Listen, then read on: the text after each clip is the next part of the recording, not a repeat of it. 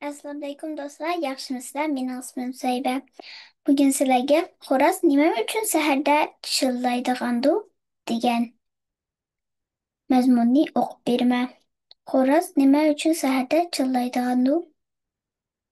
Burunqi zamonda quyosh, ay, xo'roz aka-uka bo'lib osmonda yashaydi ekan. Bir kuni quyosh amkin qilg'ili sirtqa chiqib ketibdi. Ay bilan xo'roz uyda qopdi. Ay hurun bo'lg'achqa o'z ishini o'zi qilmay, hamma ishni xo'rozga qildirdikan. Bir kuni kech kechqurunligi ay xo'rozni yaylaqdan ot uloq akilishga buyuribdi. Xo'roz herib ketdim deb barg'ili unamabdi. Buningdan o'g'isi qaynagan hurun ay xo'rozni harg'ucha uzun bosh ko'zini qon qilib etibdi. Uni osmondan yerga tashlaytibdi. Quyosh qaytib kelib qarasa, uyda xo'roz yo'q turg'udek. Xo'roz nega ketdi? Yo'q-ku, deb so'rabdi Aydan. Ay bo'lgan ahvolni Quyoshga so'zlab beribdi. Buni anglagan Quyosh xafa bo'lib, sen doim boshqalar bilan o'tmaysan.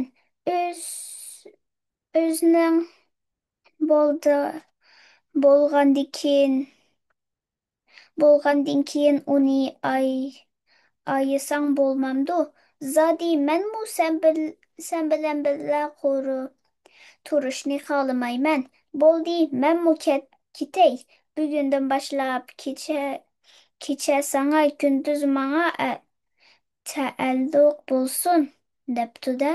Aydin yenidan ketib qopdi.